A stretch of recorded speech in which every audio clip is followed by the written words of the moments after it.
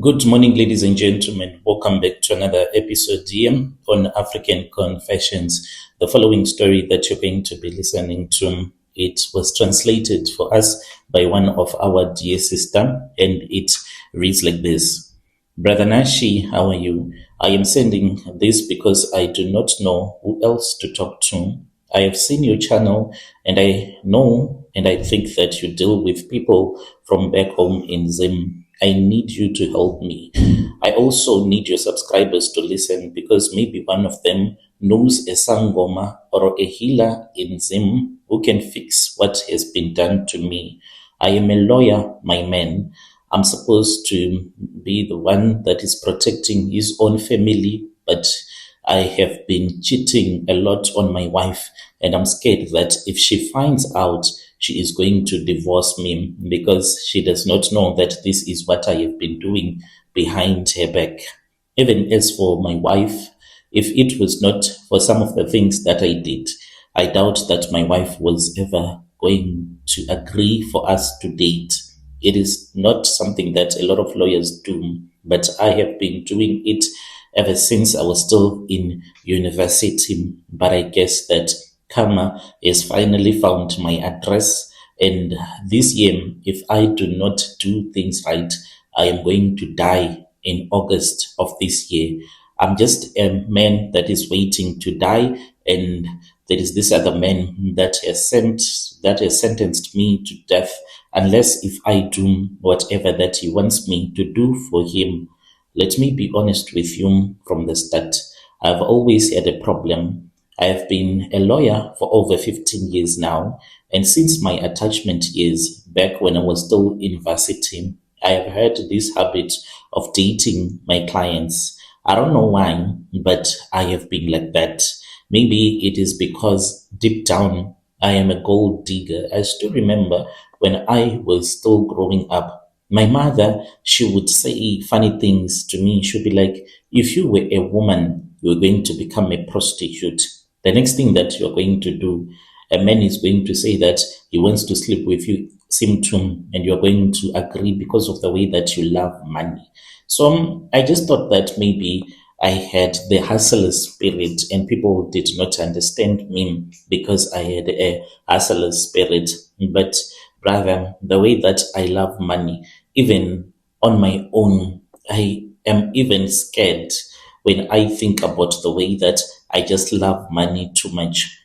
If you give me money, I am telling you that I can be willing to do anything. I can do it for money. I do not even know why I love money so much, why I am a person that loves money like this, but it is the way that I am.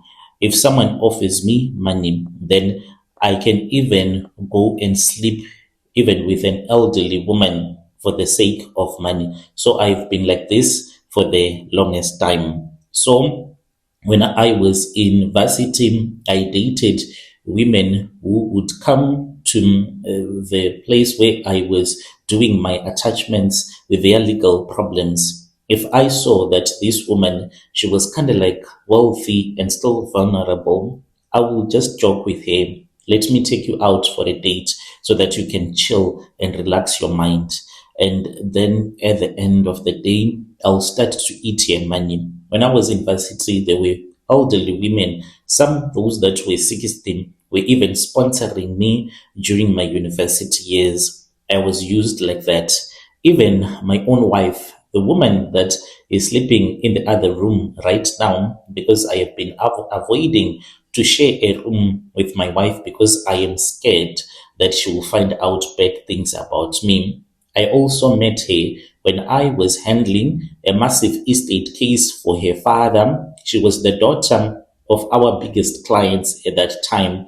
And I targeted him at first, not because I loved him. I married him and I used that connection to build my firm. I've always lived like this, like a male prostitute. To me, a client is a target that can give me more money because I always considered myself like a smooth criminal. I thought that doing this thing, it was going to make me to become even more richer. And I proved that being a male prostitute, it can help you because of where I am right now. If I had not taken that opportunity, I was never going to get married to the woman that I am married to right now. It was in early 2025. No, starting from last year, there was a couple that changed everything. They came to our offices. We do have our offices. I'll change location and say that they came to our offices in Centon, a very wealthy Zimbabwean couple. The husband, I'll call him Mr. M, a serious businessman, tenders all over the world. The wife, she is something else. What attracted me to the wife was that she told me that she is the niece of a late Zimbabwean minister. He was a member of parliament in your country, Bonash. You can imagine the level of money that a person like that can have. They came to me because they wanted to move some of their offshore investments into South African property so that they can protect their wealth. And they needed a firm that could handle things. And the moment that she came into my boardroom, I forgot about everything, anything. I just looked at that woman, how I was supposed to protect myself and to treat him in a professional way. I forgot about that. I forgot that I was a married man. I forgot about the fact that her husband was sitting right there next to him. She had this nice looking attire that she was wearing that was so expensive. When I googled the clothes that she was wearing clothes that were close to 200K, from the shoes to the hair that she had on her head.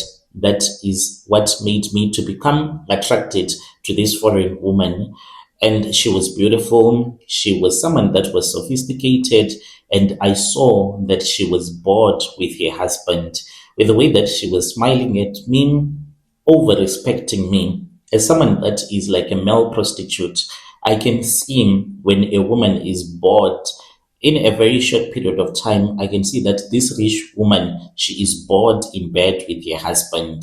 So that was when I started to do things that I always do. I made extra reasons for us to meet. I told the husband that the paperwork for the South African Reserve Bank was complicated, that I needed to sit down with his wife, and since he was the lead director on their family trust, to go over the fine print. He trusted me, and that was when he said that it is fine, and he never knew that he was dealing with a male gold digger. We started dating in February of this year. It was just a normal dating. We would meet in hotels around Pretoria so as to hide from my wife. And she told me that she was so excited and nervous at the same time because she had never done such a thing in her country. She was always protected, but in South Africa, she felt as if she was like a bird that was outside of her cage. She told me that her husband was like old school, too traditional, and I was so nice to him, even in bed. And all that I saw, Brother Nashi, was a woman that was going to make me to become extra, extra rich. I thought that I was winning. I did not know that in your country, you can set a trap on your woman's private part such that if she sleeps with any man, then that man is going to be trapped by the private part. And I did not know that these things, they existed.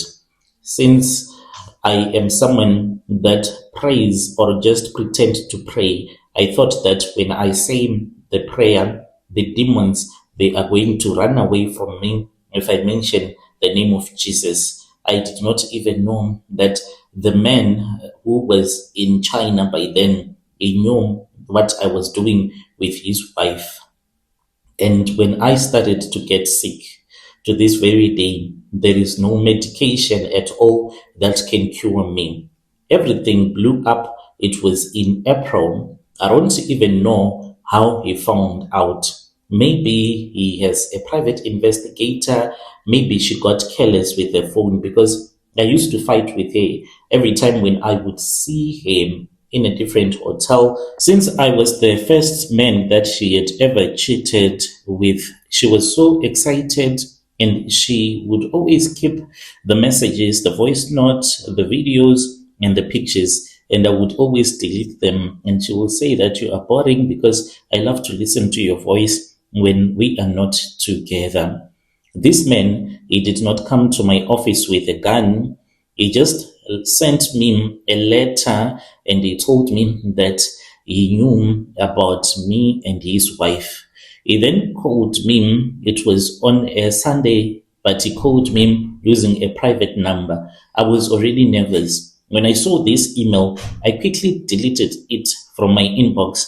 It was just a simple email. I know what you are doing, say, with my wife.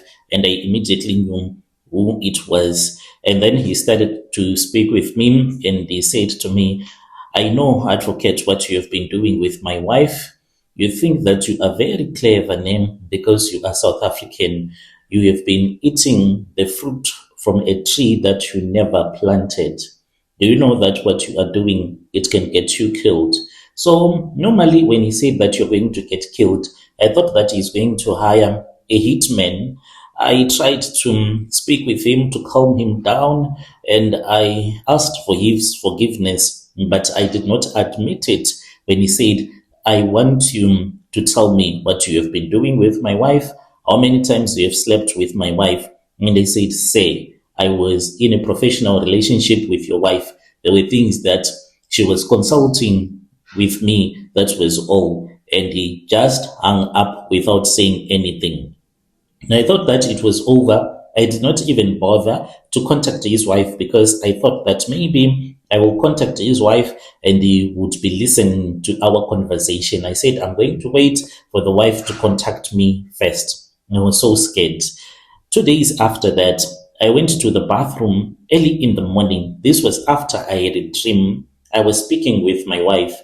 We were in the bathroom together and I was trying to pee. Then I saw that we were no longer in the bathroom. We were in a forest and there were thorns all over my manhood. As I was peeing, the pee changed from real urine and it became blood. My wife then started to scream and say, look, you're peeing blood. But brother, that morning when I woke up, the dream did not make any sense until I walked into the bathroom. I am telling you this because I want people to understand the emergency. When I looked on my PP, I saw that the water was red, like real red. I thought immediately that maybe I'm having problems with my kidneys. That was when I went to a private specialist and they ran a test, a scan, and they said that there is nothing that is wrong with me. My kidneys are fine. My bladder is clean, but we can see the blood. The doctor then gave me some medication, antibiotics, saying that maybe I have an infection. But it was as if the doctor was even confused, even when he went with me to the pharmacy at the same private facility and gave me the pills. I could see confusion. The doctor was confused. That was when I started to think, as a man that had wronged another man, considering the fact that I had heard it before that in Zim there is a lot of witchcraft that is going there. I understood that I could have been bewitched by the man. So even though I did not want to contact the wife, I called him and her phone was off. I was scared to go to Bryanston where they were staying. Then a week later, I got a message and I Googled and I saw that this was a Zimbabwean number and it was a picture of me and the wife. We were in a hotel in Pretoria. Underneath the picture, there is a message. If you want me to forgive you, you have to come to Zim and I am only giving you either May or August. Otherwise, you are going to die. I want 3 million. The blood that you are paying is not going to stop. Brother Nashim, I do not have 3 million rand that is lying around. My money is tied up in the bond, the cars, and my firms overhead. I can't move things around because my wife will find out. And if she finds out, then I am in trouble. She's going to divorce me. I have tried to offer this man 500 rand, 500,000 rands, but he said it is nothing. He wants 3 million so that he can forgive me. I am living in a nightmare. As I am speaking with you right now, I have been sleeping either in the office or pretending to watch Netflix. It has been 2 weeks ever since I have not slept with my wife. I can't even look and to be romantic with him because I am scared that she will see that there is blood on my private part. I do not bath with my wife like we used to because if she sees, because this blood, it comes out drops and drops, not a lot. It will be just a couple of drops that will be coming out continuously, non-stop. And I can't, Brother Nashi, I can't let her see me like that. Even when I undress, I always make sure that she does not see my pee. I'm terrified that if she sees the blood, she will start to ask me what happened and she will know everything. I am bleeding every single time when I go to the toilet. Even that man, he told me that you're going to be like a woman that is on her period for the rest of your life. It's not stopping. I am even afraid that one day I am going to die and to leave my wife and kids. I have heard that in Zim, they do a fencing that they do on their wife. They put a fence around the private part of their wife. And if you sleep with that woman, then you are going to die unless if the husband of that woman that you would have slept with has forgiven you. Like this man has told me, in order for me to forgive you, you are supposed to come with that money to Zim and then you are going to get cured. So I do not even know what else am I going to do. It has been 2 weeks. I can't sleep because there is always blood. My private part is full of moisture at all the times. I tried to go to a local sangoma here in Joburg. I went to Alexandra to be specific, and I showed him my private part, and he said, "My son, this is not South African muti. This is from Zim. The person who tied you used the blood of a bird and the soil from a grave. If I touch you, this curse can even jump to me. So you need to go and speak to that man. He knows the mutim that is going to cure you. But I can't go to Zim without selling any of my properties. There are times when I think about taking 2 cars, going with them and selling them to the dealership. That is what I've been thinking about. But what about my wife? Because my wife and I, we have been doing things together. I have been thinking about also creating a diversion where my wife thinks that maybe we are in big problem. There is someone that wants to kill me. But even if I think about that, even if I try to think that I can lie and tell her that there is someone that wants me dead, obviously my wife, she can get the police involved. And once she gets the police involved, then they will start to do their investigations. In the end, everyone is going to know that I have been cheating and I am going to lose all credibility that I used to have. I'm so confused, my brother. If there is anyone that you know that can assist me, I am begging you by the love of God to help me find someone that can assist me. I feel like I am in a prison right now. I am desperate. I am asking your subscribers, please. I know that there are people that are from Zimbabwe that are going to be listening to this. There must be someone who knows a healer who can break this without needing the husband's forgiveness. Such is what I was told by the Sangoma, that he said, I wish I knew a Sangoma that is from Zim. A Sangoma that is from Zim can help you, even if we do not get this husband involved and we pay him some money, because I cannot find the 3 million rand that is wanted by the husband. I do not want to die like this. I do not want my wife to find out about this. Even when I started dating that Zim woman, it's like the red flags, they were them. I am now starting to think about some of the things that were like red flags. When we first made love, she was very nervous. She even put my pee in between her thighs and said that let us just do oral sex. I do not want penetration. So I just thought that maybe she is being guilty because she has never done it before. And she always had this oil that she would rub on my private part and on her private part. I just thought that maybe she was just putting that oil because it made him to become so turned on as we were making love.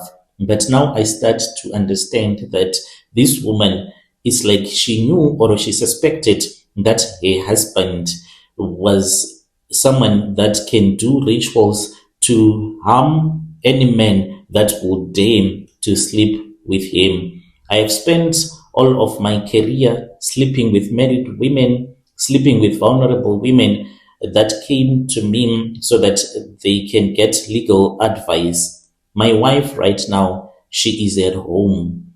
I have been avoiding my wife. I have been telling her that I am dealing with this case and I have to be in the office like most of the times. And when I am done, I like to hear that there is this other Netflix series that I need to catch up on. I just want other people out there to know that if you sleep with a married woman, you can end up like me. And I am also asking for forgiveness to you, Mr. M, if it happens that you end up listening to this, or if someone tells you about this, please, I am sorry. I slept with your wife. I am sorry. I was foolish. I am sorry. I did not respect you and I did not respect your home. As you told me, now I understand. I was eating the fruits of a tree that I never even bothered to plant. But is 3 million rand worth my life? If you take my life, you are taking the future of my children. You are taking the future of my staff. Please have mercy. If you are listening, let us find middle ground, my men. To you, the woman that I was sleeping with, please forgive me as well because I used you. Maybe you might have thought that I loved you, but I have always been like this ever since I was still a young man. In varsity, I met women that were much more richer than you or your husband. They were the ones that sponsored my education through varsity. And to the healers, I'll be waiting for your messages. I am waiting for someone to tell me that there is something that can be done. It is very painful. I am unable to sleep with my own wife in my own bed. My wife might end up even cheating on me.